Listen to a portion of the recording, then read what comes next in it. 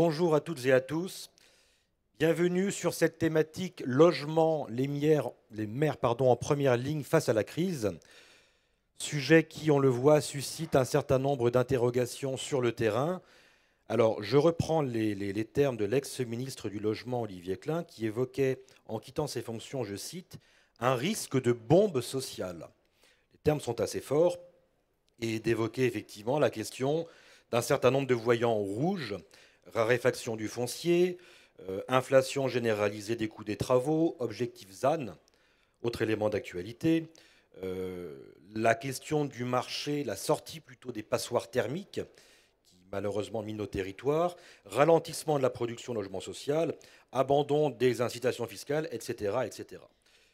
Résultat, alors qu'en 2017, le choc de l'offre faisait partie de l'un des objectifs affichés du gouvernement, certains maires et présidents d'intercommunalités, aujourd'hui, se posent des questions et se demandent dans quelle mesure ils vont continuer à pouvoir garantir une offre minimale de logement.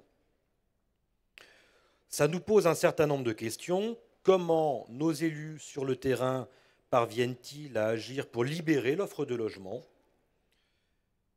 Est-ce que les outils sont suffisants? Est-ce qu'il importe de renforcer éventuellement les outils existants?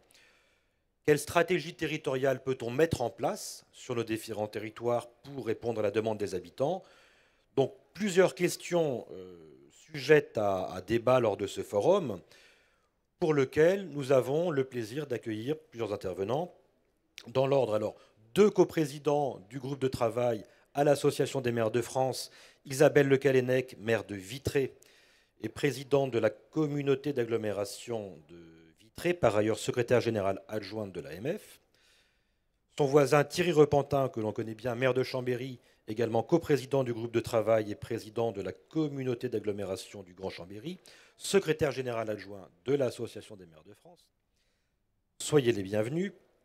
Nous avons également une approche universitaire avec un chercheur ce matin, en la personne d'Alexandre Coulondre, chercheur associé au Lab Urba, on en parlera un petit peu tout à l'heure, de l'université Gustave Eiffel. Je continue, alors pour finir par le ministre, Madame Thiébaut, maire de Roiglise, également présidente de l'Association des maires de la Somme. Soyez la bienvenue. Et Madame Karine Traval-Michelet, maire de Colomiers, mais également vice-présidente de Toulouse Métropole en charge de l'habitat et du logement. Donc une vision municipale et une vision effectivement intercommunale. Et Monsieur le ministre, Patrice Verguiette, donc, qui est ministre délégué auprès du ministre de la Transition écologique et de la cohésion des territoires. Et on verra qu'effectivement un certain nombre de projets sont dans les tuyaux à l'heure actuelle. On parle notamment de décentraliser un certain nombre de compétences. Je ne déflore pas pour l'instant le sujet. Première question à nos deux coprésidents. En tant que coprésident du groupe de travail de l'AMF consacré au logement, pourquoi avoir choisi cette thématique cette année, les maires en première ligne face à la crise? Et autre élément d'interrogation, comment ressentez-vous concrètement sur le terrain les effets de cette crise du logement? Bien, bonjour à toutes et à tous. J'interviens le premier et Isabelle complétera. C'est le duo de l'AMF aujourd'hui sur cette table ronde. Pourquoi ce sujet et cette thématique finalement à ce congrès? Il y a un an, quasiment jour pour jour, nous avions déjà un atelier sur les questions de logement et l'intitulé c'était « L'urgente nécessité d'agir ». Il y a un an.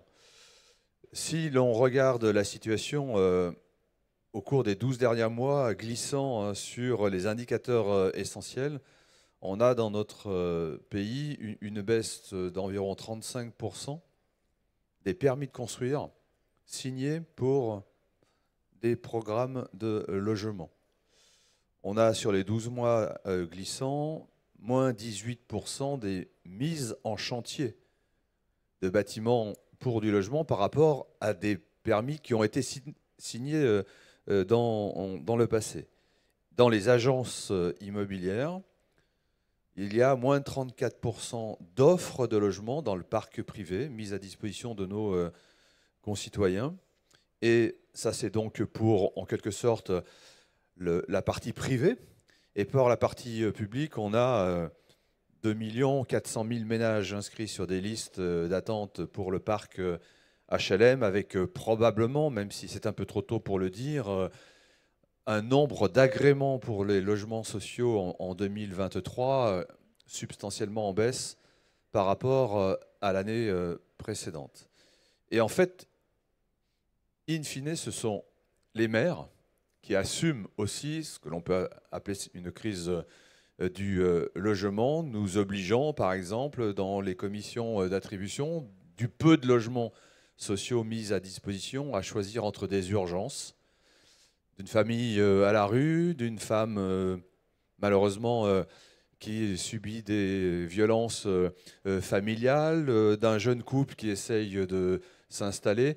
Et en fait, c'est aujourd'hui la première source de rendez-vous des maires. Ce n'est pas la question de l'emploi, c'est la question du logement. Donc il était, nous semble-t-il, essentiel que nous ayons ce temps d'échange, de débat, et ensuite, dans un deuxième temps, probablement de propositions.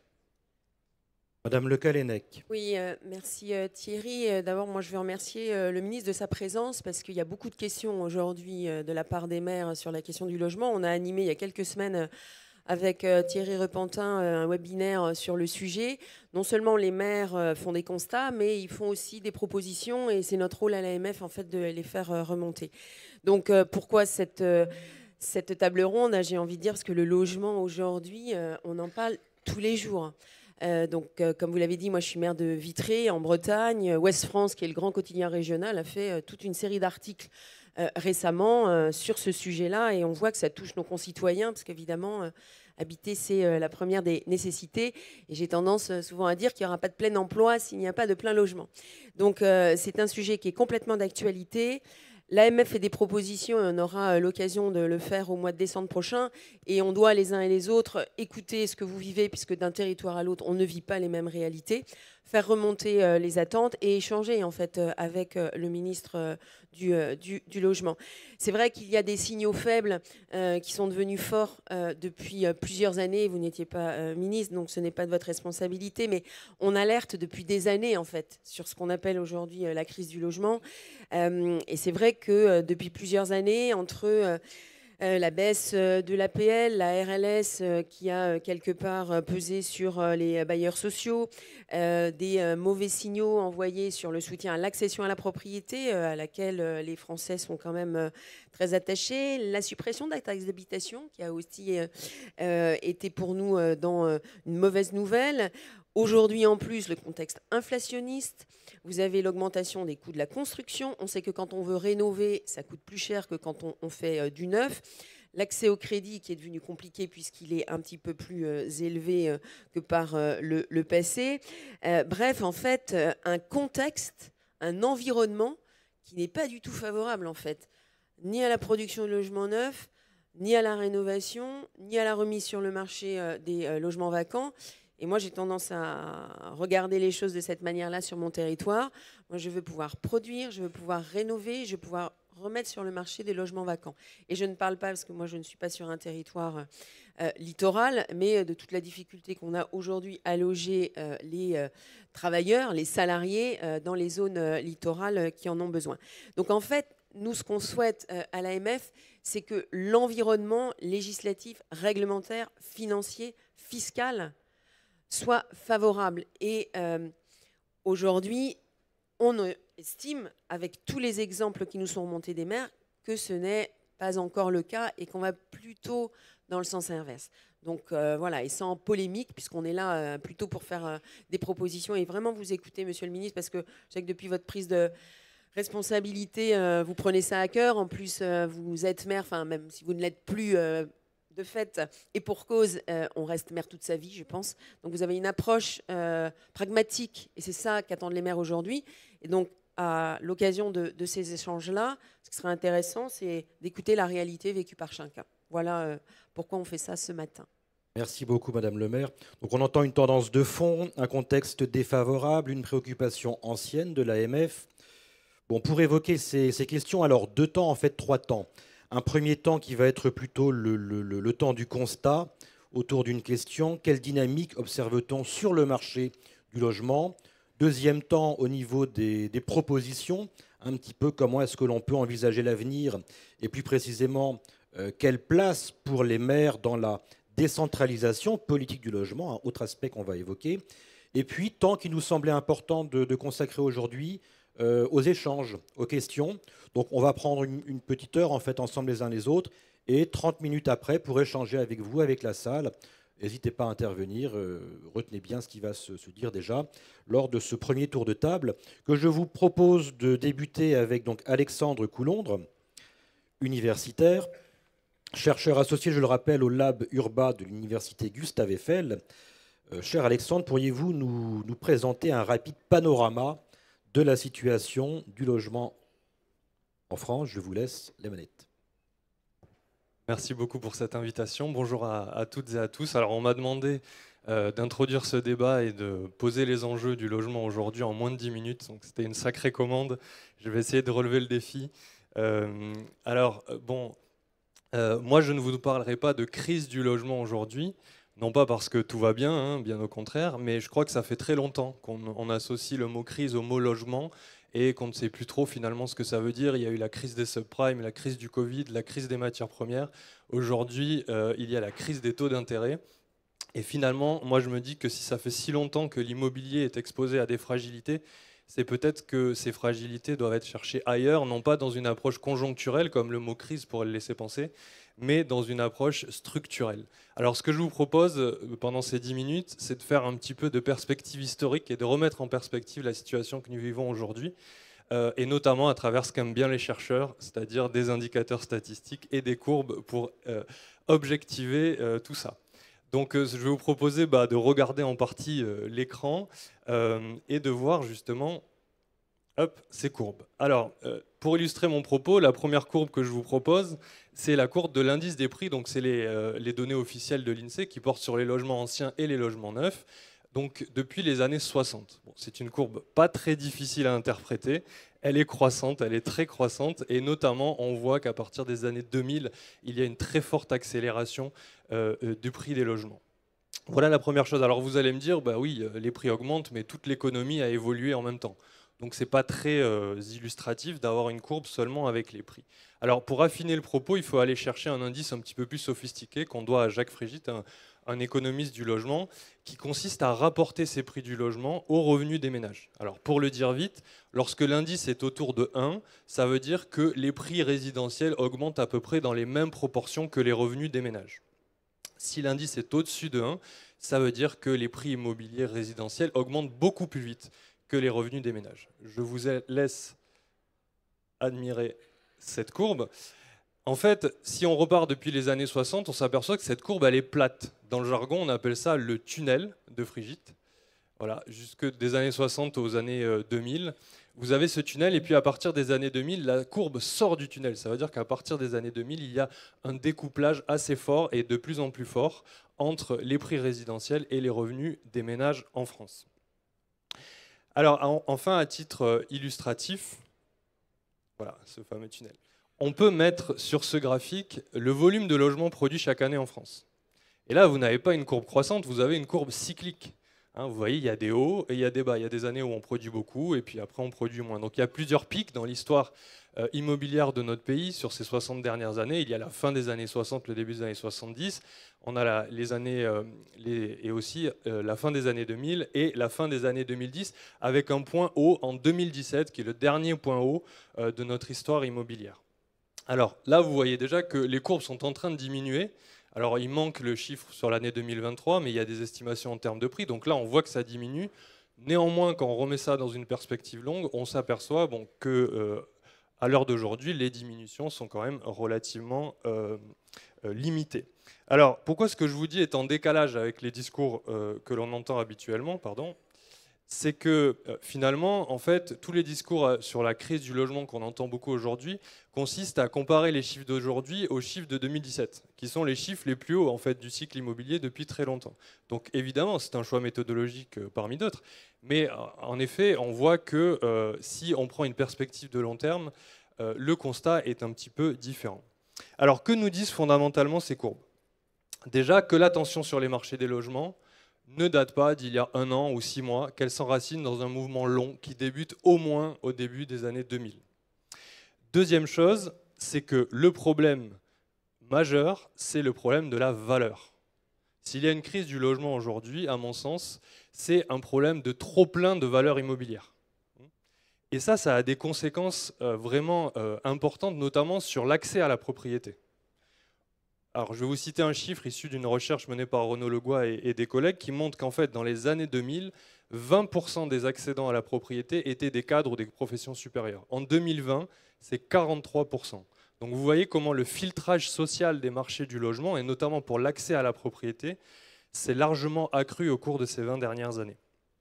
Et la troisième chose, et là, bon, ça pourra faire l'objet d'un débat, c'est que finalement, les politiques du choc d'offres, qu'on entend très souvent voilà, dans le débat public, ont finalement assez peu d'effet d'un point de vue statistique. Si vous regardez l'histoire immobilière de ce pays, vous avez une courbe des prix qui est croissante et vous avez une courbe des volumes produits qui, elle, est cyclique. Cela montre bien d'un point de vue statistique que ces deux phénomènes sont découplés. Alors que les choses soient claires, ça ne veut pas dire qu'il ne faut pas construire. Il y a beaucoup de territoires dans lesquels il y a des besoins en logement. C'est plutôt de dire que finalement, ce qui va impacter sur les prix, ce n'est pas tant la quantité de villes qu'on produit, mais c'est la façon dont on la produit. Et c'est la question des modèles économiques, et on y reviendra tout à l'heure. Alors, ces chiffres, j'ai essayé de les territorialiser dans une étude que j'ai réalisée l'année dernière pour l'Institut Idéal. Et on a produit notamment cette carte, qui est une carte à l'échelle des intercommunalités, dans lesquelles les intercommunalités qui sont colorées sont des intercommunalités dans lesquelles il y a particulièrement une production de logements intense relativement à la taille de ces intercommunalités.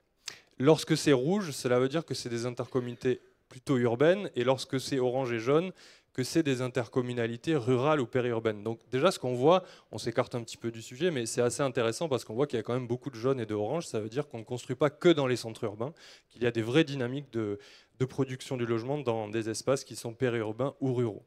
On pourra y revenir. Mais ce qui est plutôt intéressant pour le débat qui nous anime aujourd'hui, c'est de confronter cette carte de la production à la carte des évolutions de prix. Donc la carte de droite, pareil, c'est la carte des intercommunalités avec les dynamiques de prix entre 2014 et 2019. Vous voyez qu'en fait, ces cartes, elles sont relativement similaires. On renvoie à peu près à la même géographie. Donc on retrouve à l'échelle locale, ce qu'on a dit précédemment à l'échelle nationale, de la très grande difficulté du surcroît de production à faire baisser les prix immobiliers. Alors encore une fois, ces résultats ne disent pas que la construction fait augmenter les prix, mais plutôt qu'elle accompagne la hausse des prix et qu'elle a du mal à la faire chuter. Alors, quel facteur explique ce régime économique si particulier qu'on est en train de vivre, dans lequel il y a une augmentation irrésistible des prix, en découplage avec d'une part les revenus et d'autre part la production? Alors d'abord, bien sûr, ce qu'on a tous en tête, c'est le contexte macroéconomique avec des conditions d'accès au crédit qui ont été très favorables à partir des années 2000. Les taux ont baissé presque jusqu'à zéro. À cela, on a ajouté l'augmentation des durées de crédit qui a produit de l'inflation immobilière. Donc c'est un facteur qu'on a souvent en tête, mais ce n'est pas le seul. J'ajouterai bien volontiers aussi une autre dynamique, qui est une dynamique dont on parle moins, mais qui est la financiarisation du logement. Aujourd'hui, le logement, ce n'est pas seulement fait pour loger des ménages. C'est aussi appréhendé comme un produit d'investissement. On parle d'ailleurs dans le secteur de l'immobilier d'une catégorie d'actifs. Le logement est devenu une catégorie d'actifs. Et ça a été accompagné par tout un ensemble de politiques publiques aussi qui ont favorisé en défiscalisant l'investissement et les investissements locatifs et qui ont aussi en partie pu expliquer ce découplage entre les prix et les revenus parce que les banques, lorsqu'elles vont prêter dans ces configurations-là, ne vont pas forcément prêter en fonction des revenus des ménages, mais plutôt en fonction de logiques d'hypothèque sur des multipropriétés. Et puis enfin, j'évoquerai la question du modèle économique de la production urbaine.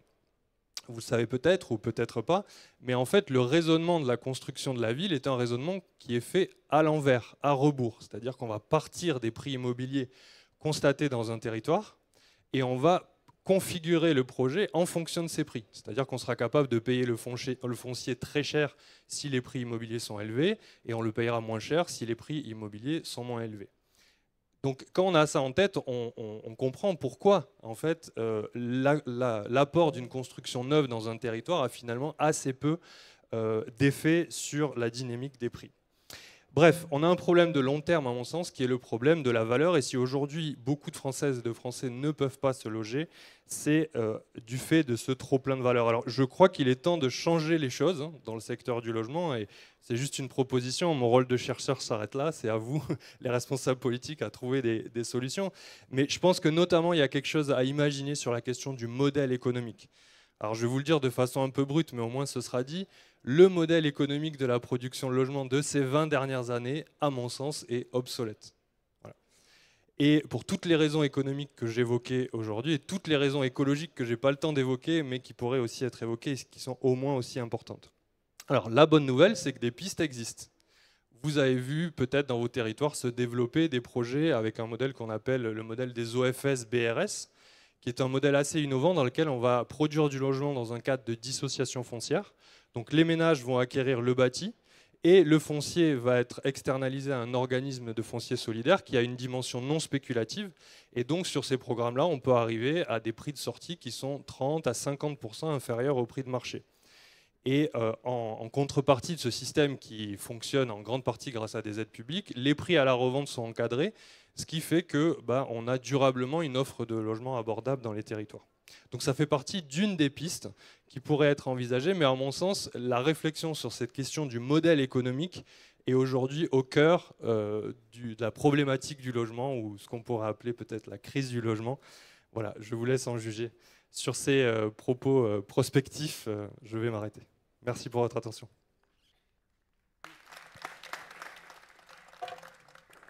Merci beaucoup Alexandre. Alors on ne construit pas que dans les villes, on entend changer de modèle économique. Thierry Repentin, Isabelle Le Callennec, en tant que coprésident et élu de terrain, quelles sont vos réactions par rapport à cette présentation? Qu'est-ce que ça vous inspire?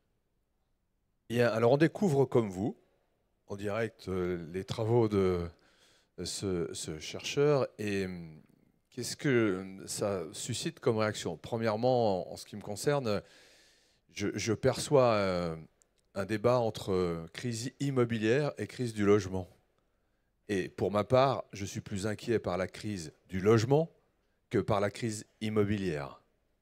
Si vous voyez ce que je veux dire, ça ne m'effraie pas qu'on soit confronté, par exemple, à une diminution des prix de vente, des prix de sortie. C'est même plutôt nécessaire, tant dans le neuf que dans l'ancien. Et d'ailleurs, dans l'ancien, sur l'année 2023, c'est plutôt le cas, puisqu'il y a moins d'ailleurs de ventes dans l'ancien. Les notaires disent probablement à la fin de l'année aux alentours de 900 000, c'est-à-dire à peu près 100 000 de moins qui se fait dans une année très, très importante. Donc, crise du logement, crise de l'immobilier, notre action de maire et des pouvoirs publics doit être plutôt sur la crise du logement. La deuxième chose, vous proposez déjà une piste de solution en disant, pour peser justement sur les prix et revenir à une accession qui soit possible par des gens dans nos territoires qui sont plus solvabilisés parce qu'ils n'arrivent plus à faire face, il y a la piste du BRS. Bon, comme maire de Chambéry, j'en fais depuis 3 ans. C'est une piste, mais c'est une niche. Et j'espère que dans le tour de table ce matin, dans ce qu'on entendra, on montrera qu'en fait, il faut agir sur plusieurs leviers à la fois. Le BRS, il est très intéressant dans des zones tendues parce qu'il pèse essentiellement sur le prix du foncier. Donc dans les zones tendues, c'est un bon produit, effectivement, qui permet de mettre en vente à 30 à 50% de moins. Puis en plus, vous avez une TVA à taux réduit si vous faites du BRS. Mais on a aussi de plus en plus, malheureusement, cette crise du logement qu'on trouvait exclusivement dans les zones tendues. On la trouve aussi maintenant dans des agglomérations moyennes. Et par ailleurs, dans les territoires ruraux, où il y a besoin de maintenir une population et d'avoir la perspective quand même des logements, le BRS n'est pas forcément la bonne solution.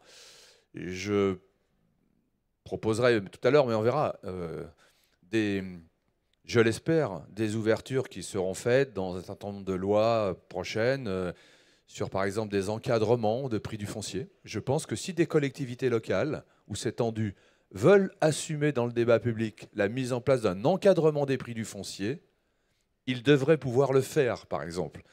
J'espère aussi qu'on parlera de la répartition de la plus-value foncière d'un terrain qu'un maire rend constructible, qui vaut 1 euro du mètre carré, délibération du conseil municipal, on le rend constructible, on passe de 1 à 300 chez moi. Et c'est peut-être plus sur d'autres.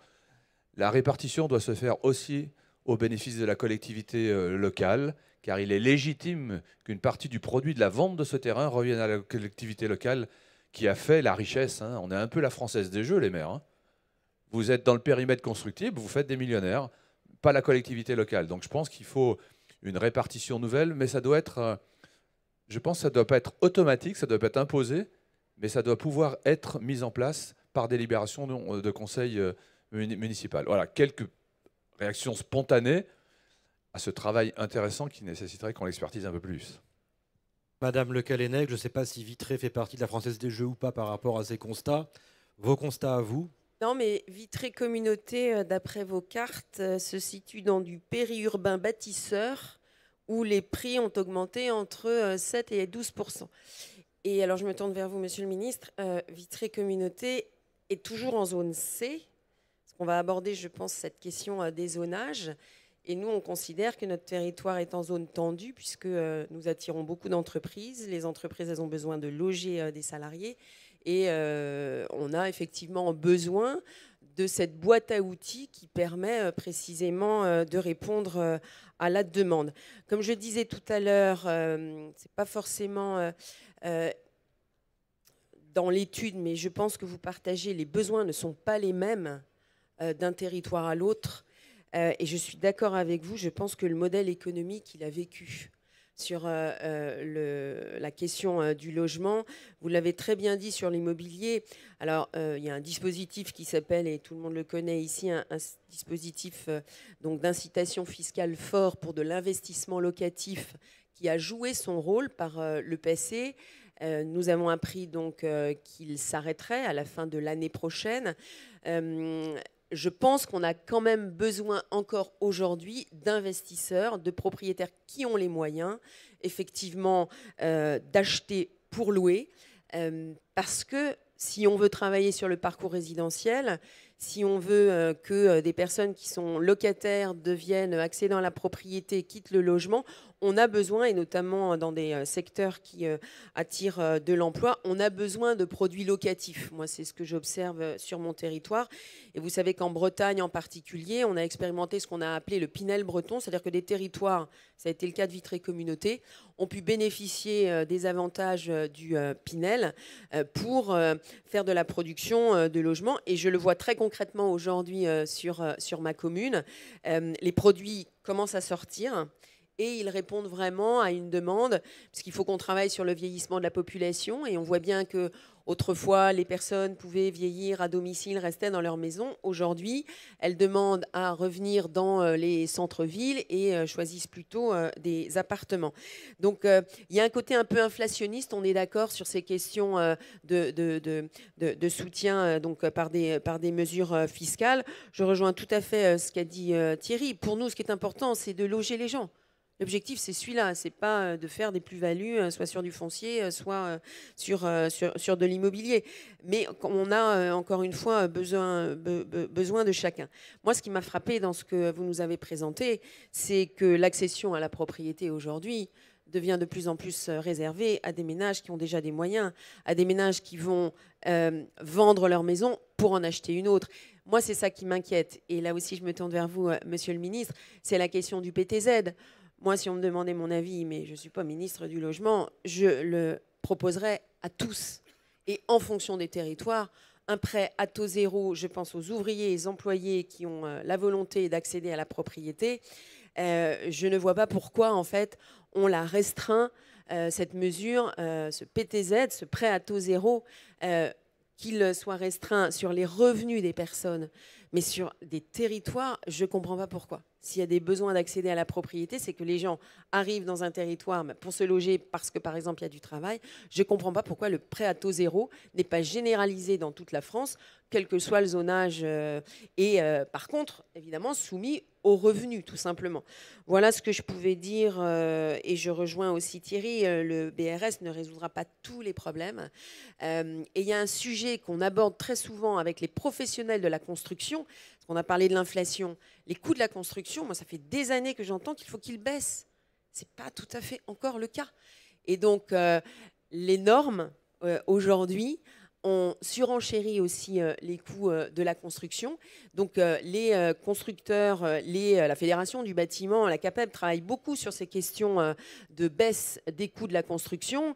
Ils essaient de généraliser, d'industrialiser aussi la construction. Je pense qu'il faut aller plus loin encore avec eux sur le sujet. On arrive aujourd'hui, alors pas à la maison à 150 000 euros, vous vous souvenez de cette proposition qui avait été faite, mais il faut absolument qu'on baisse aussi les coûts de la construction en généralisant certaines bonnes pratiques et qu'on soutienne les entreprises du bâtiment qui sont très inquiètes aujourd'hui, vraiment très inquiètes.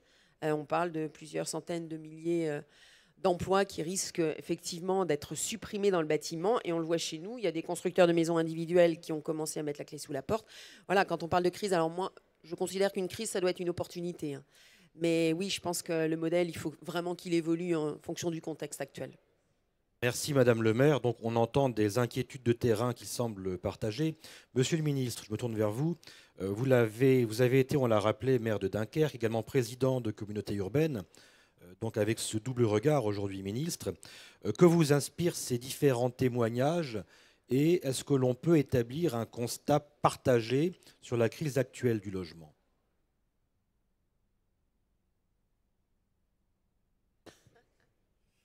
Bien, bonjour à toutes et à tous. Mais moi, je vais aller beaucoup plus loin. Je ne vais pas rester sur la question du modèle économique. C'est tout le modèle de développement territorial qui est à bout de souffle aujourd'hui. Parce que, au-delà de la question du décrochage des prix immobiliers par rapport au pouvoir d'achat des ménages, la ville qu'on fabrique depuis 70 ans est totalement obsolète. Elle ne correspond plus du tout à ce qu'il faut produire aujourd'hui. Elle a éloigné les gens de leur emploi, avec des personnes maintenant à plus de 80 km de leur lieu de travail, y compris des travailleurs clés. Elle a concentré les personnes les plus en précarité dans les mêmes quartiers. Elle n'est pas adaptée à la rénovation énergétique, elle n'est pas adaptée au vieillissement de la population. Elle est aujourd'hui un frein au développement économique d'un certain nombre de territoires, notamment en termes industriels. Aujourd'hui, c'est tout le modèle de développement territorial qu'il faut remettre en cause, et pas simplement le modèle économique. Le modèle économique, c'est un des éléments. Aujourd'hui, il faut refonder totalement le modèle de développement territorial qu'on a depuis 70 ans, en fait, qui est un modèle de développement territorial qui correspond à une ville du pétrole pas cher. On a fait une ville du pétrole pas cher depuis 70 ans en France, et on a des outils de la politique nationale du logement qui correspondent à cette ville-là. Et donc, effectivement, éloigner des personnes de 80 km de leur travail quand le pétrole est pas cher, ça ne pose pas de problème. Ça ne coûte rien de construire, c'est très facile. La prise en charge du déplacement est pris par l'usager, par l'habitant, qui achète la voiture, qui paye le carburant. Sauf qu'aujourd'hui, la réalité économique n'est plus celle-là. L'énergie est devenue chère. Éloigner des gens de 80 km de leur travail, c'est les mettre en situation de précarité. Concentrer les plus démunis dans les mêmes quartiers, c'est des situations qu'on connaît dans la politique de la ville. Il faut tout remettre en cause. Et donc refonder complètement les outils de la politique du logement. Moi, je partage totalement ce constat-là. Le modèle économique et tout le reste. Tout le reste, il faut tout remettre sur la table. Et c'est le sens de la loi logement, justement, qu'on veut mettre en place. Après, au-delà de cette crise structurelle, donc ça, je faisais l'analyse de la crise structurelle et qui date, oui, depuis le début des années 2000, qui correspond à ça et qui est bien montré par les prix comment il y a eu ce décrochage. Effectivement, il y a une crise conjoncturelle. La crise conjoncturelle qui finalement fait qu'on en parle beaucoup plus qu'il y a 10 ans. Mais les problèmes structurels étaient déjà là. La crise conjoncturelle, aujourd'hui, avec la hausse des taux d'intérêt, on passe de 1,2 à 4,2, avec la hausse des coûts de construction, avec deux dispositifs qui ont tiré la croissance du logement depuis presque maintenant 50 ans, allez un petit peu moins en réalité, qui sont les dispositifs d'aide fiscale, investissement locatif sur lesquels j'ai fait ma thèse. Voilà, il le sait, c'est à peu près le même laboratoire, mais qui ont artificialisé la demande artificialiser la demande. À 80 et 90% d'investissement locatif, vous avez une demande artificielle. Et c'est pour ça aussi que les prix ont monté et ont complètement décroché. Parce que ça ne correspond plus au pouvoir d'achat des ménages. Parce que vous avez de l'autre côté un certain nombre d'outils qui promouvaient la maison individuelle éloignée à 80 km du lieu de travail. Et là, effectivement, ça ne fonctionne pas. Donc, effectivement, tous ces outils-là qui ont boosté la production de logements pendant un certain nombre d'années, aujourd'hui, sont à bout de souffle et ils ne correspondent plus au modèle qu'on doit développer. Mais par contre, on n'a pas mis les bons outils en place. Dans des territoires où il y a beaucoup de vacances, aujourd'hui, faire du recyclage urbain, ça coûte cher. Et ça coûte plus cher. Et on n'a pas forcément les opérateurs. J'ai discuté depuis le congrès des maires là, avec beaucoup de maires, par exemple ruraux, qui me disent « mais nous, on n'a pas les opérateurs. On voudrait faire du recyclage urbain, j'ai beaucoup de vacances. Moi, ça peut être la priorité. » Et c'est ce qu'il faut faire demain. Évidemment que c'est ce qu'il faut faire demain dans ces territoires. Mais ils n'ont pas les opérateurs, ils n'ont pas le modèle économique pour le faire, ils n'ont pas les outils pour pouvoir transformer ça. C'est ça qu'il faut mettre en place. Ce n'est plus les outils du passé, ceux qui ont fait le modèle de développement territorial qui est condamné aujourd'hui. Il faut mettre en place les nouveaux outils qui correspondent au nouveau modèle de développement territorial. Et c'est ça qu'on veut mettre en place. Et je m'arrête là pour le constat. Et après, je verrai. Merci beaucoup. Alors, on entend modèle à bout de souffle, réinventer le modèle, refonder le modèle territorial. Bon, il est vrai que du côté élus locaux, les grilles de lecture sur le plan juridique ne sont pas toujours aisées. On a eu la loi Allure en mars 2014, la loi Elan en novembre 2018 où il fallait construire plus, vite et moins cher. Tout récemment, la loi Climat et Résilience. On a le sentiment parfois en tant qu'élu que c'est un pas en avant, un pas en arrière. Donc, pas évident d'arriver à s'y retrouver finalement sur le terrain. Nos élus ont du mal à y voir clair, que ce soit au niveau municipal ou au niveau intercommunal. On va maintenant voir dans une deuxième séquence en fait la place qu'il conviendrait ou qu'il convient d'accorder aux maires dans ce que vous appelez en fait la décentralisation de la politique du logement. Est-ce que vous pourriez nous en dire un petit peu plus de cette vision de la décentralisation de la politique du logement? Quelle est cette vision finalement politique? Alors, donc maintenant, on en vient à la réponse. Maintenant qu'on a fait le constat, il faut changer le modèle de développement territorial, donc il faut changer les outils de la politique du logement. S'il faut changer les outils de la politique du logement, il y a un constat aujourd'hui qui est fait, c'est que la diversité, dans les difficultés d'aujourd'hui, il y a la diversité des situations locales. Plus qu'avant, et encore moins que demain, on voit bien que la situation des politiques du logement sont très, très, très, très différentes d'un territoire à l'autre. Paris n'a rien à voir avec Vesoul, je ne sais pas s'il y a quelqu'un de Vesoul dans la salle. Lunéville n'a rien à voir avec le Pays Basque. Et ça, maintenant, il faut complètement l'assumer. On n'est plus dans le même pays, on n'est plus dans la même langue. Je m'amusais hier, j'ai accueilli des maires pour un petit déjeuner. Il y avait 3 maires franciliens d'un côté, 3 maires de province de l'autre. Ils ne parlaient pas la même langue. Ils ne parlaient pas la même langue. Ils ne parlaient pas les mêmes choses. Ils ne parlaient pas les mêmes réalités. On est sur des objets qui ne sont plus les mêmes. Et donc, pour répondre à la diversité des situations locales, on peut toujours déconcentrer. C'est-à-dire, on peut toujours dire « Ah ben l'État va essayer d'apporter une réponse adaptée au terrain ». Mais ça ne marche pas. Ça ne marche pas. On sait très bien qu'il faut de la responsabilité politique. Et aujourd'hui, la diversité des situations locales, la nécessité d'avoir des approches beaucoup plus proches de la population. Je vous donne qu'un exemple. La rénovation énergétique des logements. Pour l'instant, on a fait de la rénovation énergétique avec MaPrimeRénov' plutôt monogeste. Ça, c'est facile. On sait le faire au niveau national. Du monogeste, on sait faire. Financer des changements de chaudière au niveau national, on sait faire.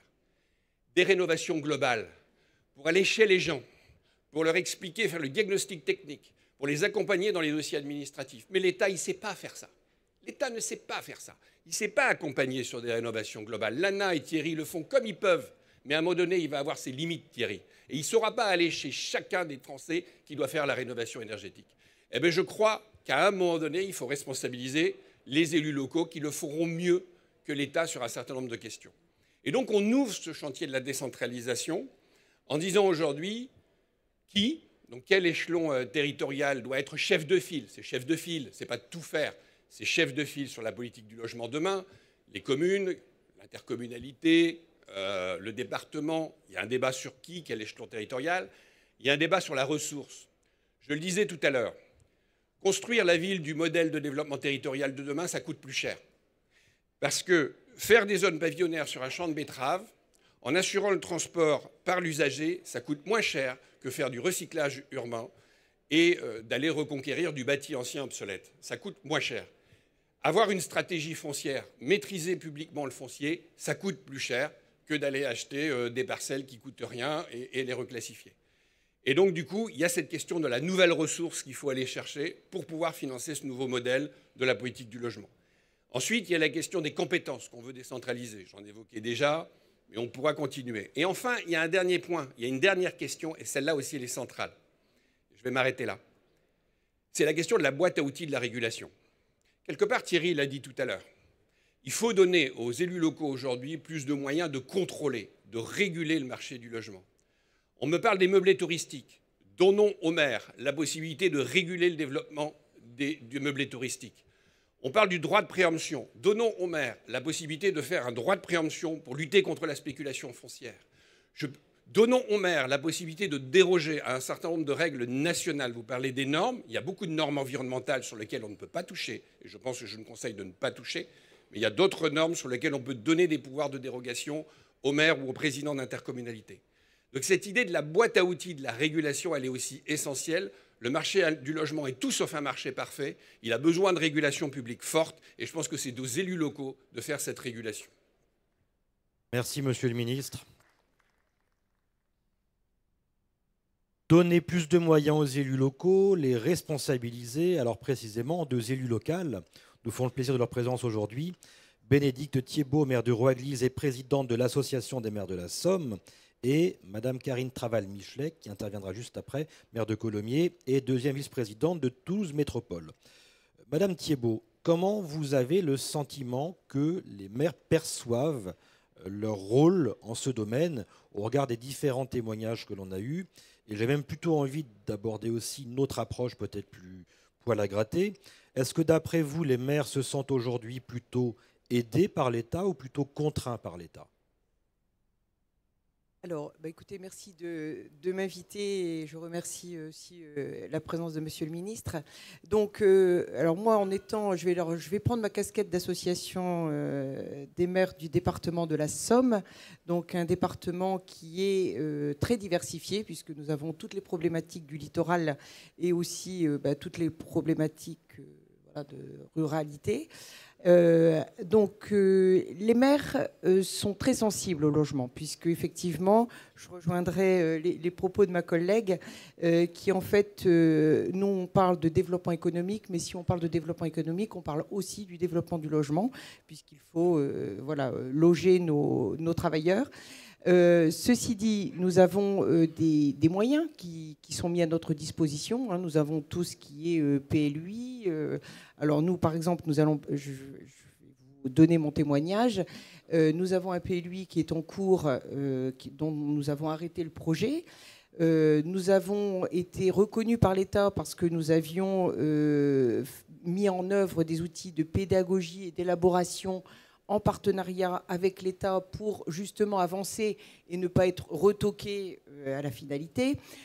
Donc, sauf que les lois climat résilience, ZAN sont venues un petit peu contrecarrer tout cela et que en fait on se trouve à une finalité d'arrêt projet avec une présentation de 130 hectares alors que nous n'avons droit qu'à 44 hectares. Donc voilà, là ça va un petit peu bloquer. Donc les élus se sentent un petit peu désabusés et sans moyens, sauf qu'effectivement derrière il y a cette prise de conscience, nous surtout en milieu rural, de ces logements vacants qu'il faut remettre à la location ou à la propriété. Hein, voilà. Donc je pense que derrière ça, il faut aider les maires à être simples. C'est surtout dans les procédures, surtout de réappropriation, de se réapproprier le logement et de pouvoir permettre aux élus d'avoir plus de latitude. Alors après, vous parliez de la décentralisation un petit peu des pouvoirs.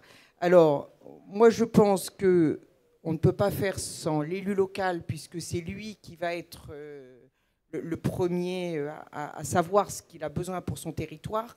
Mais je pense que l'idée de l'interco qui puisse être un petit peu, qui puisse aider dans toutes ces prises de décision, doit être aussi l'échelon qui peut être correct, sans oublier l'élu local, attention, hein, puisque ça c'est très important. Mais s'il y a décentralisation, il y a aussi, Monsieur le Ministre, le transfert des moyens, parce que sinon, nous ne pourrons pas agir localement, parce que si on n'a pas d'ingénierie localement et si on ne nous donne pas la possibilité de, financièrement, voilà, parce que c'est le nerf de la guerre. Donc si nous n'avons pas ces moyens-là, nous n'aurons pas le pouvoir de faire. Alors on entend la question des moyens et l'interco peut aider, avez-vous dit. Alors précisément, je me tourne vers votre voisine, Madame Traval-Michelet, qui, je le rappelle, maire de Colomiers et deuxième vice-présidente de Toulouse Métropole, en charge de l'habitat et du logement. Alors quelle place pour les maires finalement dans tout ce panorama? Ah mais bonjour, Monsieur le Ministre, bonjour. Merci de votre présence, bien sûr. C'est important de pouvoir nous écouter. Dans mes fonctions de vice-présidente en charge de l'habitat et de logement, je pilote actuellement le nouveau PLUH de Toulouse Métropole, un grand sujet, donc le POA.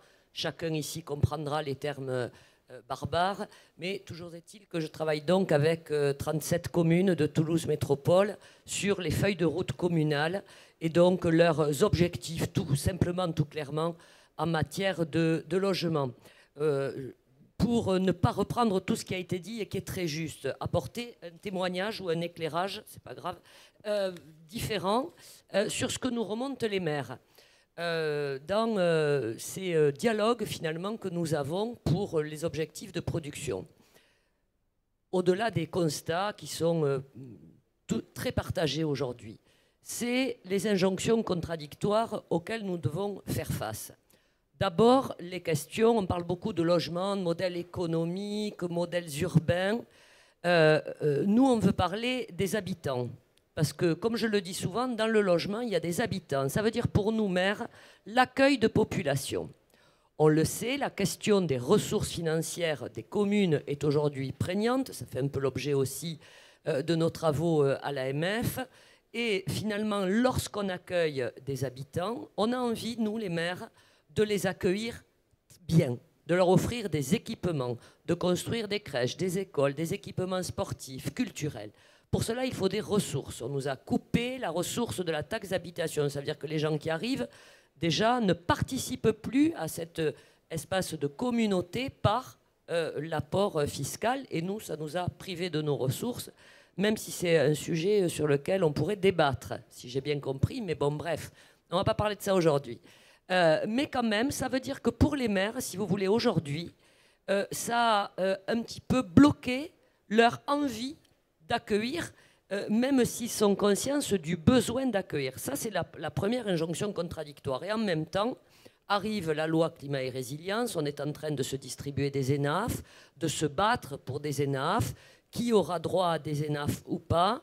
Et finalement, cette affaire-là a bloqué aussi ces questions de capacité de produire tant qu'on n'est pas projeté dans des documents d'urbanisme qui stabilisent les choses. Donc on est sur deux injonctions contradictoires. Il faut produire, il faut accueillir, donc il faut des moyens, des ressources et il faut une visibilité aussi sur nos documents d'urbanisme. Vous avez pris un exemple et je vais revenir parce que vous avez raison. Il faut changer notre vision du développement territorial et vous avez pris l'exemple du champ de betterave. Et vous avez raison. Parce que quand je voudrais compléter ce propos, parce que quand on construit dans le champ de betterave, il n'y a personne autour. Donc pas de problème. Personne ne porte de recours. Personne ne lance une problématique par rapport à ça. Aujourd'hui, dans la nouvelle vision du développement territorial de la ville qui doit se refaire sur elle-même, les maires ils sont confrontés encore à un troisième problème, c'est celui de la prise de conscience et d'accompagner leurs habitants sur cette nouvelle façon de voir la ville, de créer la ville, et de cette ville qui doit se refaire sur elle-même, plus vertueuse en matière d'écologie et de développement durable.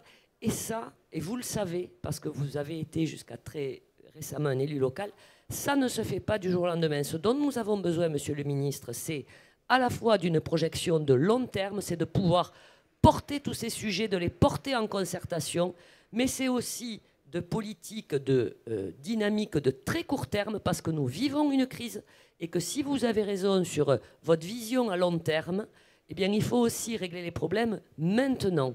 Et pour faire un peu d'exemple, quand même, à Toulouse Métropole, nous venons et nous allons proposer au prochain Conseil de métropole un plan de redynamisation. Alors vous avez appelé ça le choc de l'offre. Eh bien oui, on en a quand même besoin de ce fameux choc de l'offre. Et donc on va proposer un plan financier pour redonner aussi aux bailleurs sociaux, mais en redonnant aux bailleurs sociaux, c'est à toute la filière. On travaille aussi avec la Fédération des promoteurs immobiliers et les acteurs de la construction. Ma collègue Isabelle Le Callennec l'a dit, c'est toute la filière qui est en danger. Et donc on a aussi besoin de mesures aujourd'hui et maintenant. Demain, sur la décentralisation, et pour répondre complètement, j'ai été un peu longue et je vous prie de me pardonner, oui, c'est vrai, on discutera bien sûr des contreparties, parce qu'on a une longue habitude, hein, nous les maires, de politiques publiques qui sont déconcentrées, décentralisées, pour donner plus de pouvoir aux maires, mais à la fin des fins, il nous manque les moyens, les ressources, et donc des fois ça coince un peu, donc on pourra discuter de ça. On va en discuter dans un instant, effectivement. Alors, injonction contradictoire, c'est un discours qu'on entend souvent sur le terrain. Peut-être avant de laisser la place aux échanges, Monsieur le ministre, vous vous êtes engagé à mettre les moyens pour relancer en fait la construction de logements sociaux sur le terrain, en dépit de l'actuelle hausse des prix du foncier qu'on a pu évoquer ensemble. Comment aujourd'hui parvenez-vous à envisager cette politique en intégrant les préoccupations qu'on vient d'entendre ? D'abord, une remarque. La durée de vie d'un ministre du Logement, je crois que c'est 1 an et 3 mois. 1 an et 3 mois. Donc dans ma vie, je serai plus longtemps président de communauté urbaine, ce que je suis encore, et maire, que ministre du Logement. Et donc, oui, il faut une ressource. Vous inquiétez pas. Je suis parfaitement sensible. Et en plus, j'y rajoute tout à l'heure, la ville de demain, le nouveau modèle de développement territorial coûtera plus cher. Il faut se le dire, ça coûtera plus cher qu'hier. Donc, il faut bien une nouvelle ressource. Il faut bien que quelqu'un paie ce plus cher. Donc ça, je pense qu'effectivement, il faut l'assumer collectivement. Je réagis aussi sur le vite, qui répond partiellement à votre question. Évidemment, comme il y a une crise conjoncturelle, on ne va pas regarder les prix baisser pendant 2 ans, sans produire. Sinon, demain, on a une crise sociale dans ce pays gigantesque. Donc, effectivement, il faut à la fois accompagner la baisse des prix fonciers et donc des prix immobiliers. Il faut accompagner cette baisse. Elle est nécessaire. Thierry l'a très bien dit. Il faut arrêter ces prix fonciers qui montent jusqu'au ciel. Il faudra calmer les choses, prendre les plus-values pour la collectivité ou simplement arrêter de faire progresser le prix foncier aussi. Arrêter, à un moment donné. Donc, il faudra effectivement maîtriser ça. Mais il faut répondre rapidement, vous l'avez dit. Alors, on a mis en place un certain nombre de mesures. Je n'ai pas le temps de les exprimer tous, mais compte tenu du fait que vous avez évoqué Toulouse et un territoire en très forte tension, pour 20 territoires en très forte tension à l'échelle nationale, la Première ministre l'a annoncé la semaine passée, nous allons engager le programme Territoire engagé pour le logement, qui fera que l'État accompagnera financièrement, réglementairement, et même par des mesures législatives, par exemple visant à diminuer les temps de recours en justice, sur la base des mesures qui ont été mises en place pour les Jeux Olympiques. Donc dans ces 20 territoires à l'échelle nationale en très très forte tension, on aura une action immédiate. On est en train de repérer actuellement ces 20 territoires qui ont besoin urgemment de construction de logements sur le territoire. Donc moi j'invite Toulouse évidemment à candidater connaissant la situation particulière. Je le disais tout à l'heure à Biarritz également, quand on regarde, on voit bien qu'il y a un certain nombre de territoires aujourd'hui qui doivent candidater à ça au regard de l'urgence du besoin. Et puis après, il y a d'autres outils qui ont été mis en place, dont effectivement celle sur le logement social. Je salue d'ailleurs Marianne Louis, qui est là, la directrice générale de l'USH, avec qui on a mené un travail en partenariat. L'idée qu'on avait sur le logement social, c'est permettre aux bailleurs sociaux de pouvoir tenir à la fois l'ambition de production et l'ambition de rénovation énergétique. Ce n'est pas facile aujourd'hui, Mais on a essayé, lors du congrès de Nantes, de trouver cet accord qui permet de le faire. On doit pouvoir continuer à le faire encore demain. On a besoin de logements sociaux en France, je le dis très très clairement. D'autant plus, je pense que demain, le logement social ne doit plus simplement être concentré sur les plus démunis. Moi, je vois aujourd'hui un certain nombre de travailleurs clés. Quand je parlais tout à l'heure des gens qui aujourd'hui habitent à 80 km de leur emploi, peut-être que le logement social peut aussi répondre à cet enjeu-là. Je discutais avec des maires de Haute-Savoie qui nous disaient, ou de Savoie, je ne sais plus, qui nous disaient qu'ils avaient du mal à trouver des infirmières parce que dès qu'il y avait une infirmière qui arrivait, elle partait travailler en Suisse. Et voilà, si demain on arrive à trouver effectivement des incitations qui permettent à des soignants de pouvoir pas tout de suite partir en Suisse dans le territoire du Genevois français, on aura répondu et le logement social peut peut-être être une opportunité. Donc le but du jeu, c'est d'accompagner au mieux les bailleurs sociaux. Les bailleurs sociaux ont un rôle à jouer majeur demain. Quand on parlait tout à l'heure de la nécessité de nouveaux outils pour la ruralité ou pour les petites villes, on en parlait juste à l'instant avec Marianne. Je pense que les bailleurs sociaux auront un rôle à jouer. Ils vont devoir élargir leur périmètre d'intervention. Ils vont devoir aller dans ces petites villes où ils n'allaient pas forcément, ou dans les territoires ruraux. Alors, comme le disait Marianne tout à l'heure, ça suppose qu'il puisse y avoir aussi des compensations pour que ces bailleurs s'y retrouvent en termes de plan économique. Mais les bailleurs sociaux auront un rôle à jouer majeur demain dans la fabrication de la ville de demain. Et donc, je compte effectivement sur eux et on les accompagnera autant que faire se peut en essayant aussi d'inventer un modèle économique du logement social qui soit encore plus soutenable qu'aujourd'hui. Merci, Monsieur le Ministre. Madame Le Callennec, du côté de nos coprésidents. Juste réagir, vous le dites, Monsieur le Ministre, renchérissement du prix du foncier, et on voit l'impact que ça peut avoir sur nos communes. La charge foncière, parfois, est telle pour un promoteur qui vient faire du recyclage urbain que les prix augmentent. Moi, sur ma commune de Vitré, ça y est, on commence à atteindre des prix de sortie pour du logement neuf à 4 000 € sur Vitré. Donc ça, c'est juste plus possible. C'est pour ça qu'on ne comprend pas cette histoire du ZAN. On ne comprend pas. On se tire une balle dans le pied inutilement. Et avoir une règle qui s'applique partout de façon uniforme sur tout le territoire, alors que certains sont attractifs, d'autres sont plutôt en déprise, ça rajoute en fait à ce qui a déjà été écrit et décrit depuis le début de cette table ronde. Donc je vous assure, c'est un acronyme qu'on a cessé d'entendre pendant ces 3 jours de congrès. Il y a un vrai sujet. Je ne comprends pas qu'on reste sur cette règle-là. Alors si je pense que comme souvent quand on a voté une loi dans ce pays, on va l'assouplir, on va différencier, et en fait on va tourner autour pour essayer de trouver des solutions. Et alors on va complexifier. Et on va complexifier alors qu'on demande justement des choses assez simples. Ça a été dit par ma collègue. En fait, la question du logement et de l'habitat, c'est extrêmement compliqué. Moi, je vois, on a mis en place notre programme local de l'habitat. Donc, on sait en quantité et en qualité quels sont nos besoins, nos Vitré communautés. Et on le fait effectivement avec les maires. C'est pas simple du tout, puisque comme on est restreint en matière de foncier, moi, je vois, Monsieur le Ministre, des territoires qui vont arbitrer entre du développement économique et de l'habitat. Donc ça devient vraiment difficile. Je suis certaine qu'on peut trouver d'autres solutions. Et juste sur la maison individuelle, je pense qu'il y a plusieurs maires ou présidents d'agglomérations ou de communautés de communes qui sont ici.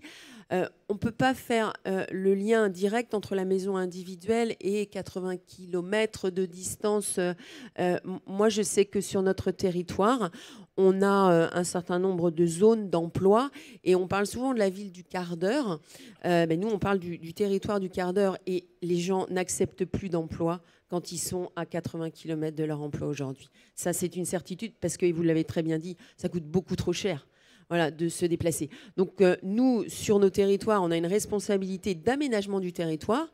On essaie au maximum de nos possibilités d'avoir de l'emploi, des mobilités, du logement. Et je pense que individuellement, et quand on s'additionne les uns les autres au niveau de nos régions respectives, on arrive à prouver qu'on peut observer. Et vous l'avez dit, et je vous remercie parce qu'il y a des mesures que vous proposez qui vont absolument dans le bon sens. Et moi, j'aime bien l'expression de boîte à outils qu'on pourra utiliser les uns et les autres sur nos territoires en fonction effectivement des réalités que que l'on vit. Voilà, et pour terminer, on a beaucoup parlé de moyens financiers, on en arrive toujours à ça, et c'est vrai que l'AMF a déploré, comme vous tous, la suppression de la taxe d'habitation. Vous savez qu'on a aussi la taxe sur les résidences secondaires, la taxe sur les logements vacants et la taxe foncière. Notre idée à l'AMF aussi, c'est de découpler tout ça et de laisser aussi la liberté aux maires, s'ils veulent, d'augmenter la taxe sur la résidence secondaire, mais pas automatiquement la taxe foncière. Vous voyez, qu'on ait une liberté aussi et une responsabilité, parce que voilà, si on augmente les taxes, c'est nous que l'électeur viendra chercher, ou l'habitant de notre commune viendra chercher au moment des élections, mais voilà, on l'aura fait en toute responsabilité. Et puis, on insiste aussi, et je pense qu'on en parlera en conclusion de ce congrès, sur une espèce de contribution territoriale universelle, en fait, qui nous permet à nous, les élus, d'avoir les moyens fiscaux et financiers pour faire en fait ce qui nous est demandé, de produire et de rénover du logement. Merci. Thierry Repentin, question de la salle ensuite. Monsieur le maire. Alors s'il y a des questions, effectivement, et c'est un moment privilégié, je vais essayer d'être le plus bref possible. Je voudrais dire qu'il y a des choses qui marchent aussi, il faut dire ce qui marche. Y compris des dispositifs nouveaux. Enfin, en tout cas, les bilans qu'on fait à l'AMF, c'est par exemple que Action Cœur de Ville a permis aussi de reconquérir, par exemple, des logements vacants grâce à l'action concertée à la fois des agences et des collectivités locales qui se sont engagées. C'est vrai aussi pour Petites Villes de demain, même si le bilan est trop récent parce que le dispositif est arrivé plus tard. C'est vrai aussi que dans les travaux de rénovation thermique des logements en France, on a une explosion du nombre de dossiers qui fait d'ailleurs que le budget de l'ANA explose aussi et que j'espère que l'an prochain, il va continuer à grimper avec des rénovations globales plus nombreuses qu'elles ne l'ont été par le passé parce que c'est beaucoup plus vertueux. Il faut dire aussi quand il y a des choses qui évoluent dans le bon sens, me semble-t-il. Il y a besoin effectivement de cette boîte à outils. Et la boîte à outils, elle doit pouvoir être utilisée avec différents outils suivant les différents territoires, car vous l'avez bien dit, tu l'as bien dit Patrice, puisqu'on se connaît quand même suffisamment, parce que les différents territoires ruraux, urbains, de plaine, de montagne, dans le sud de notre pays, du côté de Dunkerque ou dans les Outre-mer, ce n'est pas les mêmes attentes. Et donc cette boîte à outils, elle doit venir par la loi et la mettre à disposition des élus de France qui doivent gérer, les maires, les contradictions, les injonctions contradictoires. C'est d'ailleurs le rôle du maire, dans toutes les décisions qu'on prend. En matière de logement, on ne part pas sur la même ligne de départ. Et notre collègue maire de Roi-Église, elle parle, à juste titre, des moyens. Et ces moyens doivent être trouvés dans la caisse à outils. La mission Repsamen a montré que sur une centaine d'opérations analysées, aujourd'hui, l'acte de construire, il coûte de l'argent à la collectivité communale et à l'interco, au bloc communal. Ça coûte de l'argent. Ça coûte de l'argent, pourquoi? Parce qu'effectivement, il n'y a plus de taxes d'habitation liées à l'habitat. Il y a des exonérations qui sont non compensées. Ce qui veut dire que le maire, il sait que quand il va faire du logement, il va appauvrir son budget. Donc l'adjoint aux finances dit, monsieur le maire, arrêtez.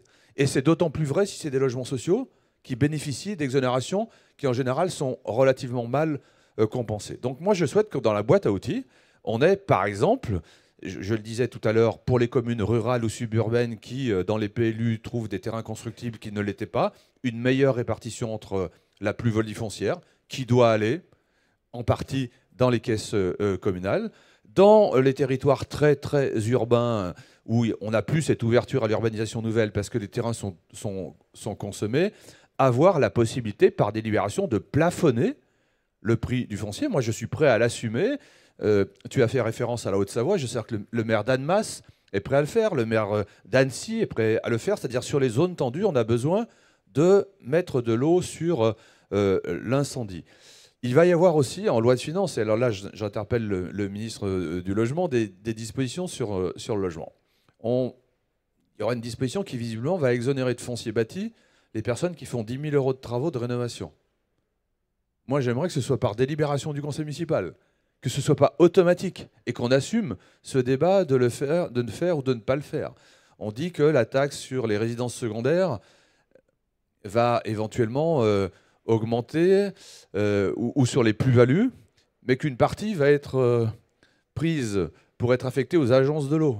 Moi, je ne vois pas trop le rapport entre des plus-values foncières qui iraient abonder les agences de l'eau, alors que nous en avons, nous, besoin pour nos budgets communaux. Voilà. Il faut que cette boîte à outils, tout le monde puisse y retrouver l'outil qui correspond au territoire dans lequel on vit, qu'on soit sur une commune rurale, suburbaine, urbaine, territoire tendu, pas tendu.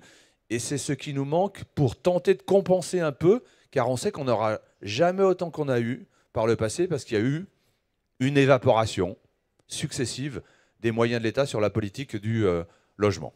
Merci, monsieur le maire. Du côté de la salle, j'ai vu des mains se lever. Je crois, monsieur. Donc, je vous demanderai simplement de vous lever, vous présenter rapidement avec des questions concises.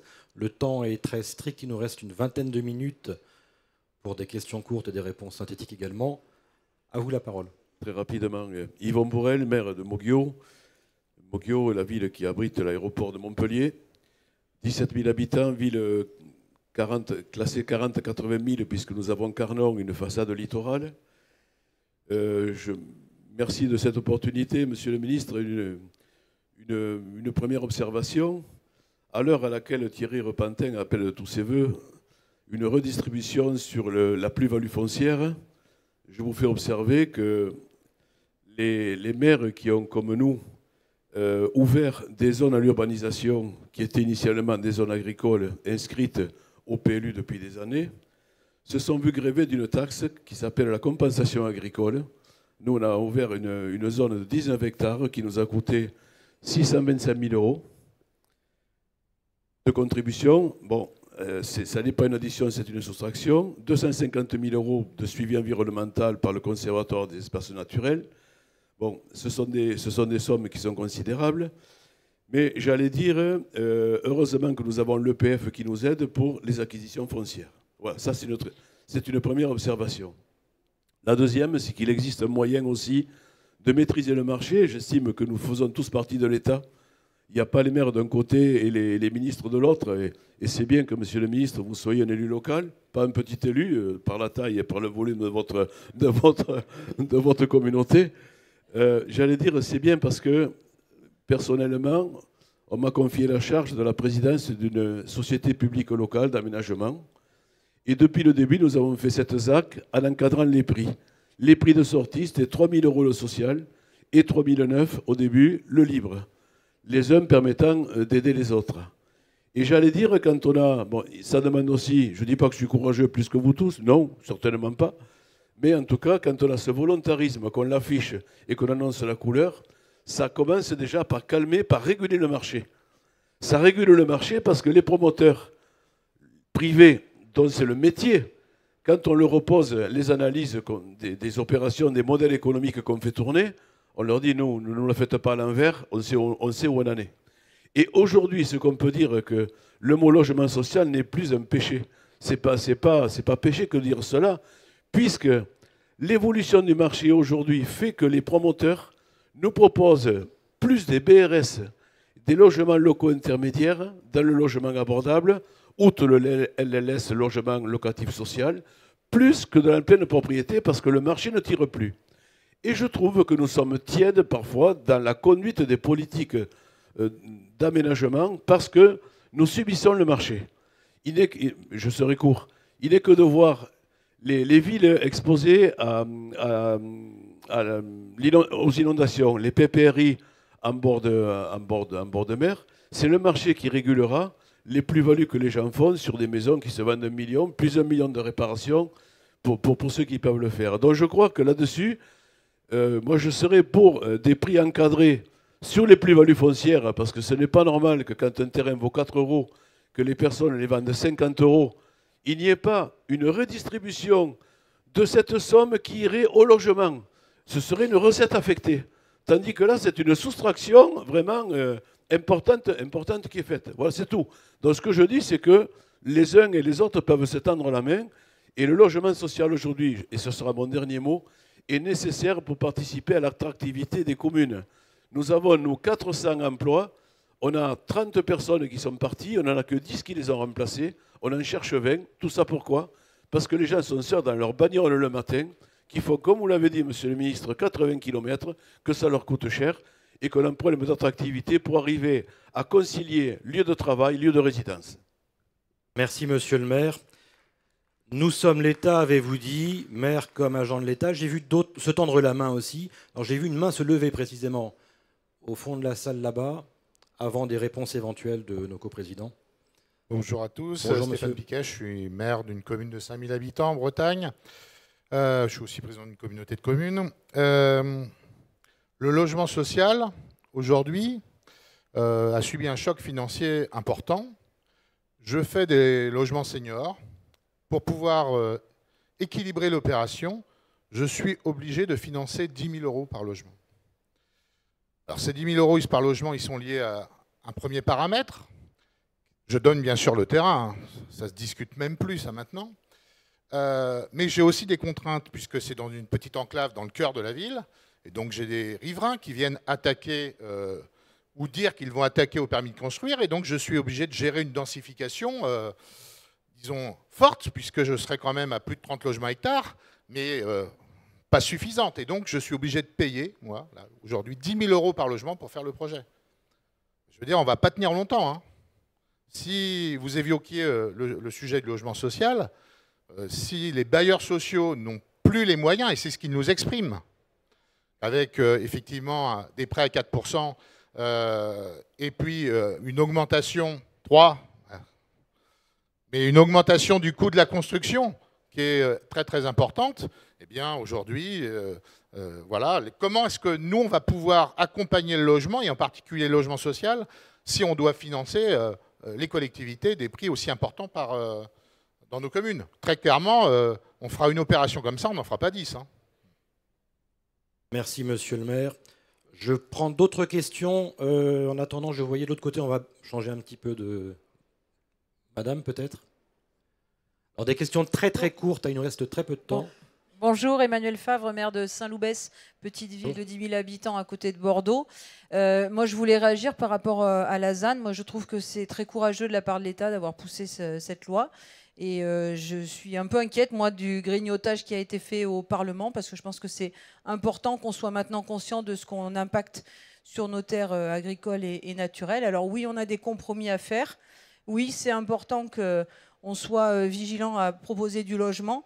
Mais moi, je fais volontiers le compromis de baisser le développement économique, ou en tout cas de densifier une zone industrielle plutôt que de continuer à grignoter sur les terres agricoles. Et je pense que c'est ce modèle-là qu'il faut qu'on réinvente tous ensemble. Et c'est là que c'est compliqué. Et c'est là qu'on a besoin de votre aide sur la densification de nos zones industrielles, sur la densification de nos centres-bourgs. Et là, particulièrement la fiscalité, en fait, elle est plus favorable à celui qui va faire un grand entrepôt de dizaines de milliers de mètres carrés avec trois ouvriers sur un transpalette, alors que si on fait un plus petit bâtiment avec 100 emplois, on va avoir une fiscalité beaucoup plus défavorable. Donc là, on a un vrai sujet sur la taxe sur la valeur ajoutée qui, aujourd'hui, est largement moins intéressante que la taxe sur les mètres carrés bâtis. Donc moi, je crois vraiment que c'est vers ça qu'il faut qu'on aille et qu'il faut qu'on arrête de grignoter nos terres agricoles et naturelles. Madame Le Callennec, vous souhaitiez réagir? Pour répondre, en fait, les maires partagent l'objectif de trajectoire de sobriété foncière. Ce qui nous choque, c'est tout le monde sous la même toise, quel que soit le territoire. Et je peux vous dire que tous les maires qui sont ici présents travaillent sur ces sujets-là. Alors vous l'avez dit, c'est pas facile, donc il faut être extrêmement motivé, on se prend des coups, parce que la densification, c'est pas si simple que ça. Il faut faire accepter des projets qui montent en hauteur, y compris dans des petites villes, ou alors encore plus dans les zones rurales. Donc, je dirais, la trajectoire est là. Mais laissons-nous, en fonction des territoires, en fonction du rythme que l'on peut assumer, effectivement, la mise en œuvre. Voilà, c'est violent, en fait. 50% pour tout le monde, partout, quel que soit le territoire. C'est ça. Mais sinon, oui, bien sûr, on y travaille, y compris à la rénovation et à la transition écologique. On y est tous effectivement confrontés parce qu'on a tous bien conscience du climat qui se dérègle. Voilà, donc c'est l'idée de trajectoire, oui, mais l'idée de 50%, voilà, c'est quand même violent. Thierry Repentin, rapidement. Oui, un complément, c'est qu'on est effectivement tous responsables, et donc le sujet de la loi ZAN pose cet objectif qu'on a en commun d'avoir un urbanisme qui soit un urbanisme nouveau. La difficulté, c'est que la loi ZAN arrive à un moment où on est dans une crise du logement où le foncier déjà augmentait. Ce qui veut dire que sur les zones tendues, et c'est pour ça ça percute un peu, c'est que automatiquement la loi ZAN dans les zones tendues, en faisant une raréfaction du foncier, contribue aussi à son augmentation. Voilà. Donc il faut qu'on trouve les solutions. Ce qui veut dire que l'État doit être logique. Si on dit qu'il faut reconstruire la ville sur la ville, reconquérir les friches. Ça veut dire qu'aussi au niveau national, dans les moyens qui existent de l'État, les fonds verts, les fonds friches, il doit y avoir une affectation aussi sur la reconquête pour faire des logements. Là, ça aide les collectivités locales à être en coordination, en quelque sorte, avec cet objectif de ne pas consommer du foncier nouveau. Et puis, il y a aussi quelque chose que l'on peut attendre de l'État. On a eu beaucoup d'adoptions de lois au cours des 10 dernières années, croissance verte, climat et résilience, qui se sont traduits dans l'esprit de nos concitoyens sur le fait que construire, c'était un acte aujourd'hui contre nature, et avec tout ce que ça engendre derrière, contre nature. Il faut redire à nos concitoyens que nous avons besoin de construire des mètres carrés, des logements, pour que les enfants de ces mêmes concitoyens qui déposent des recours contre les permis de construire aient les mêmes chances qu'ils ont eues eux-mêmes il y a 30 ans ou 40 ans en achetant une maison, en achetant un appartement. Et aujourd'hui, on a besoin de réhabiliter l'acte de construire parce que les maires, on est un peu en première ligne seuls face à ce discours qu'on doit assumer dans les réunions de quartier, dans les bilans de mandature. Et donc, j'aimerais qu'au niveau national, dire qu'il faut construire est une nécessité aussi pour notre pays. Construire différemment, mais néanmoins construire. Construire différemment. Merci, monsieur le maire. Alors, d'autres interventions rapidement. Peut-être, monsieur. Ça va être très, très court. Oui, Antoine Legier, maire d'une commune de 4000 habitants dans le Pas-de-Calais. Complètement 2000 hectares. Aujourd'hui, tout ce qui est constructible l'a été, 200 hectares. Le reste est inconstructible. Des inondations récemment. Un béguinage qui est sous l'eau, on se pose la question de le reconstruire à un endroit différent. Est-ce qu'il pourrait y avoir, dans ce genre de cas de figure, une petite exception pour que très rapidement, des terrains non constructibles puissent le devenir? Il ne s'agit pas de très grande surface, il s'agit juste de reconstruire quelques dizaines de logements. Merci d'avoir fait bref. Madame. Là. Bonjour, Fanny Chappé, maire de Paimpol dans les Côtes-d'Armor. Deux choses très rapides. En tout cas, moi je suis beaucoup interpellée, mes collègues maires également, par des propriétaires qui se sentent défavorisés, qui mettent leurs biens en fait à la location en résidence principale et qui ont le sentiment que les propriétaires qui mettent leurs biens en location de courte durée sont avantagés par une dynamique fiscale plus intéressante pour eux. Deuxième chose, je ne vous ai pas entendu parler de l'échelon régional. Isabelle Le Callennec a évoqué le Pinel breton tout à l'heure, et en Bretagne, on a le CRHH, le Club régional de l'habitat et de l'hébergement, qui sait faire. Et donc, quand vous proposez la boîte à outils, sachez qu'il y a des régions qui savent faire et qui pourraient permettre d'enrichir ces boîtes à outils et faire un grand nombre de propositions pertinentes. On sait le faire en Bretagne. Donc, quand on parle de différenciation, d'expérimentation et de décentralisation, eh bien, intéressez-vous à la région Bretagne, monsieur le ministre. On a beaucoup de propositions à vous faire. Je vous remercie. Merci, madame le maire. Une autre question peut-être?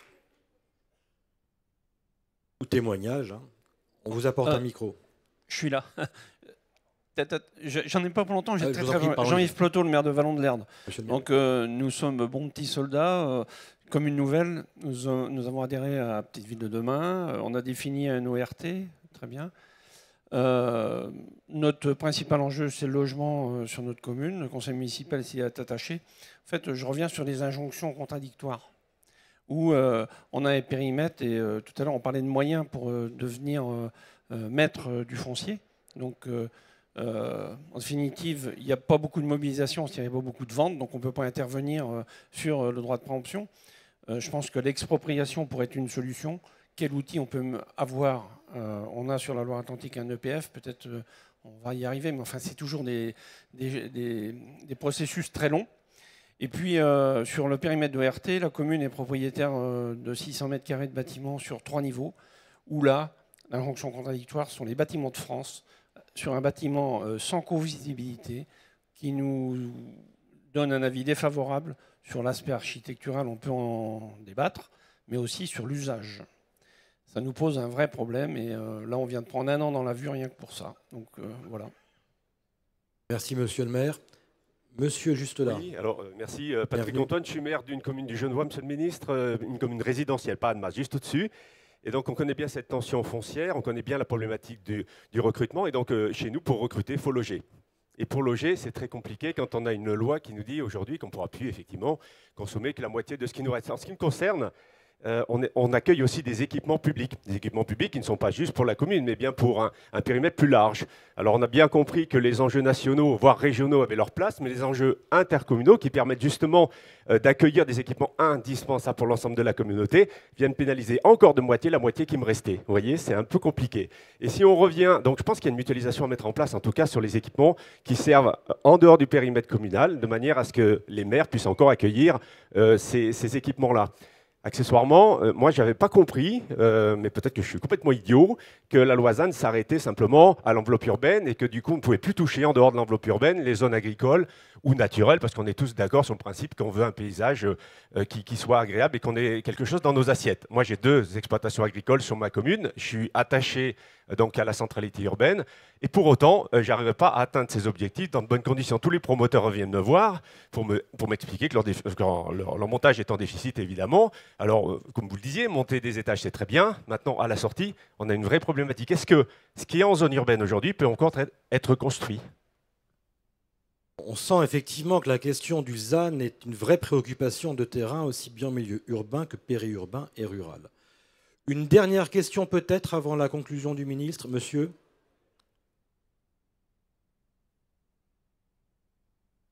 On vous apporte un micro, bienvenue. Merci. Juste une petite remarque pratico-pratique par rapport au code de l'urbanisme et la loi Elan.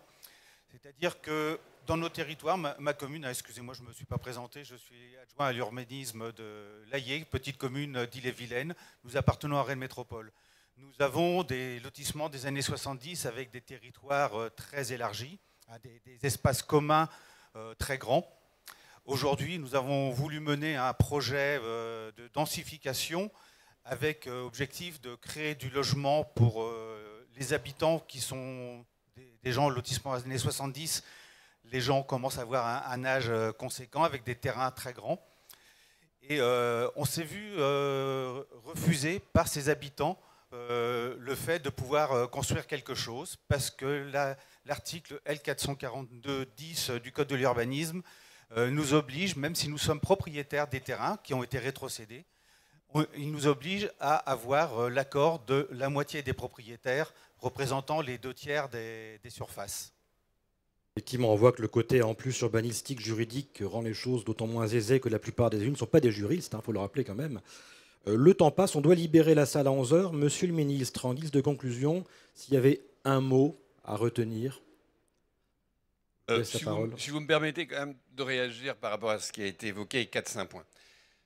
Il y a une question autour de la consommation foncière. Si on partage l'objectif, ça veut dire que le problème, ce sont les outils et le modèle économique. Ce n'est pas tout à fait vrai qu'aujourd'hui, c'est tout le monde sous la même toise. Il y a des dispositifs qui permettent de moduler. Mais au-delà de ça, je pense qu'il faut qu'on se dise, non pas est-ce qu'on remet en cause l'objectif ou le thermomètre, mais comment on y arrive. Et donc, si aujourd'hui on n'a pas les bons outils, si les EPF ne sont pas assez dotés, si les maires n'ont pas assez de possibilités juridiques, de régulation publique, y compris du marché foncier, eh ben, créons ces outils, créons-les pour pouvoir construire la ville de demain et pas celle d'hier. La ville de demain n'est pas celle de la consommation foncière. On a consommé 6 fois plus de foncier que les Allemands, il faut que ça s'arrête. Et donc, à un moment donné, il faut qu'on ait des outils pour changer la façon dont on bâtit nos villes. Ça ne peut pas être le retour en arrière là-dessus, je le dis clairement. À Dunkerque, j'ai 20 000 emplois qui arrivent, je dois construire 12 000 logements, je fais 0 mètre carré d'extension urbaine. Voilà. Donc, à un moment donné, il faut faire des choix, et je pense que ces choix, c'est quels outils pour y arriver, et non pas comment on revient en arrière. Je reviens là-dessus. Le découplage des taux, tout ce qui permettra de donner aux élus davantage de moyens, totalement d'accord. Je pense qu'il faut qu'on mette ça dans la loi logement, il faut absolument qu'on mette ça. Il faut donner des moyens. Et je me souviens Natacha Bouchard qui m'appelait, qui me disait, moi je veux faire un grand coup de poing sur la vacance. Est-ce que je peux monter mon taux sur les logements vacants? Je lui dis, non, la loi aujourd'hui n'empêche pas. Et voilà pourquoi il faut faire la décentralisation. Et voilà un bon exemple. Je viens juste sur encore 2 points, si vous me le permettez. Rapidement, oui. J'ai une inquiétude, comme vous, sur le rejet par la population de la construction. Thierry, tu l'as très très bien exprimé. C'est un problème démocratique. Et on est tous ici des élus locaux. On a un problème démocratique politique. On a un problème politique dans la représentation de la population par rapport à la construction. Et c'est dangereux. Et c'est dangereux pour notre pays parce que tout le reste, juridique, financier, on peut régler les problèmes. Les problèmes politiques de rejet de la construction, ça devient beaucoup plus difficile. Et donc, effectivement, il faut collectivement, c'est pour ça que j'insiste aussi sur ce point à la fin, il faut collectivement qu'on arrive à réexpliquer, comme tu l'as dit Thierry, à nos populations, ce qu'est la construction. Et surtout, qu'est-ce qu'il faut pour accepter la construction demain? Comment, finalement, on rééquilibre ville-nature et densification? Je pense qu'il faut sans doute repartir vers nos concitoyens pour réexpliquer les choses. Et c'est sans doute à l'échelle nationale qu'il faut le faire. On a un enjeu politique majeur, je pense, sur cette question-là. Ça suppose aussi de remettre sur la table la question de l'aménagement du territoire. Si on veut régler ces problèmes-là, si on veut concilier ville-nature et densification, il faut que nos universités arrêtent de se concentrer dans les métropoles et que dans les pôles secondaires régionaux, on accepte des antennes universitaires. Il faut qu'on déconcentre un certain nombre de choses qui sont trop centrées dans nos métropoles. Je le dis et ce sera pour terminer, l'hypermétropolisation est un échec social et environnemental. Et donc à un moment donné, refaire de l'aménagement dans notre territoire, essayer de réinstaller un certain nombre de choses dans les villes moyennes, voire dans les petites villes, ce sera indispensable si on veut régler ce problème politique de l'acceptation de l'autre dans nos grandes villes. Voilà. La ville de demain ne sera pas celle d'hier. Merci, Monsieur le Ministre. Merci à toutes et à tous. On libère la salle à 11 h. Bonne fin de congrès. À l'année prochaine.